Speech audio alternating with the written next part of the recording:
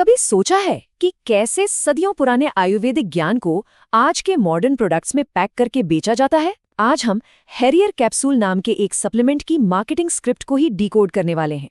परत दर परत ये समझेंगे कि आखिर कंज्यूमर्स को आकर्षित करने के लिए क्या टेक्निक्स इस्तेमाल की जाती हैं।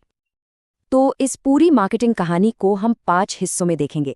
सबसे पहले ये लोग एक आम स्वास्थ्य समस्या को कैसे सामने रखते हैं, फिर अपने आयुर्वेदिक प्रोडक्ट को हीरो की तरह कैसे पेश करते हैं। इसके बाद हम उनके हर्बल फॉर्मूले के दावों को परखेंगे, उनसे मिलने वाले फायदों को देखेंगे और आखिर में समझेंगे कि वो कैसे किसी को भी अपना रेगुलर कस्टमर बनाना चाहते हैं।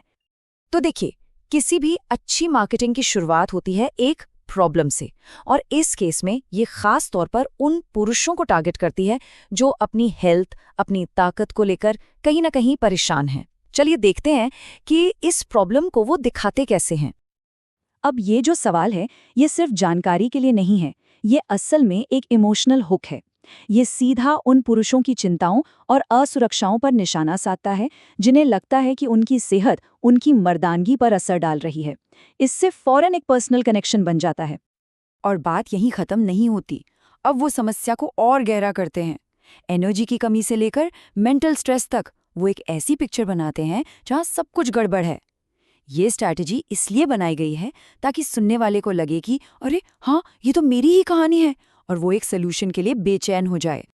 और ठीक इसी मोड़ पर, जब कोई अपनी समस्याओं के बोझ तले दबा हुआ महसूस कर रहा होता है, तब एंट्री होती है कहानी के हीरो की, यानी कि सल्यूशन की।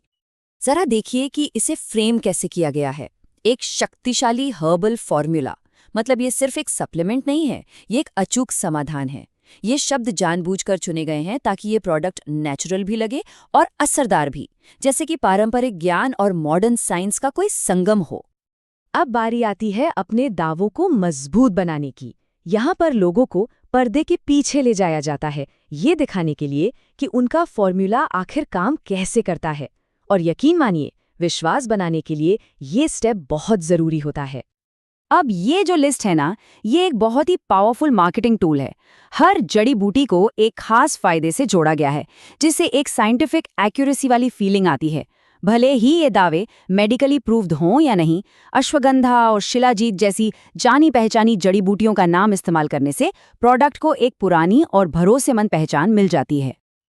तो ठीक है, जड़ी बूटियों के पीछे का साइंस तो बता दिया, लेकिन अब वो वापस उस सवाल पर आते हैं जो सबसे ज्यादा मायने रखता है कि आखिर किसी को इससे मिलेगा क्या। ये वो मोमेंट है जहां वो उन सभी प्रॉब्लम्स को सॉल्व करने का वादा करते हैं जिनका जिक्र उन्होंने शुरू में किया था।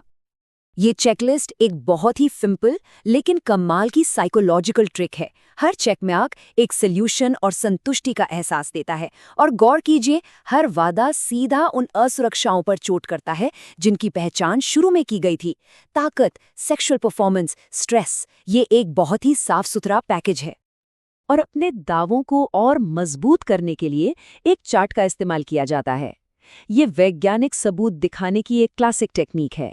भले ही इस चार्ट में कोई खास नंबर या यूनिट्स नहीं है, लेकिन ऊपर की तरफ जाती हुई ये बार्स, इनका विजुअल इफेक्ट ही सुधार का एक पावरफुल मैसेज दे देता है। और अब आता है फाइनल स्टेप, बिक्री को पक्का करना। देखिए, प्रॉब्लम दिखा दी, सॉल्यूशन भी पेश कर दिया और सबूत भी दे दिए।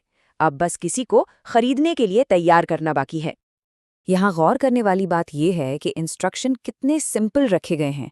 एक कैप्सूल दिन में 2 बार, ये बहुत ज़रूरी है। अगर कोई प्रोडक्ट इस्तेमाल करने में मुश्किल हो तो लोग उसे छोड़ देते हैं।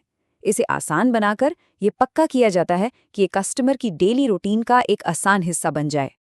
और ये सब कुछ सिमट जाता है इस एक लाइन में, पावर ऑफ ट्रू हर्ब्स। चलिए इसे तोड़कर समझते हैं। ट्रू मतलब सच्ची, जो असल होने का वादा करती है। पावर मतलब शक्ति, जो रिजल्ट का वादा करती है। और हर्ब्स यानी जड़ी बूटियां, जो नेचुरल और सेफ होने की अपील करती हैं। इन 3 शब्दों में पूरे ब्रांड का सार छिपा है। तो हमने देखा कि कैसे एक पूरी कहानी तैयार की जाती है। पहले एक प्रॉब्लम की पहचान करना, फिर एक हीरो को सामने लाना और सबूतों के साथ उसे सही साबित करना। ये हमें एक बड़े सवाल पर लाकर छोड़ देता है कि जब परंपरा और कॉमर्स का टकराव होता है तो एक कस्टमर के तौर पर असलियत और मार्केटिंग के बीच की लाइन कहाँ खींची जानी चाहिए। सोचने वाली बात है।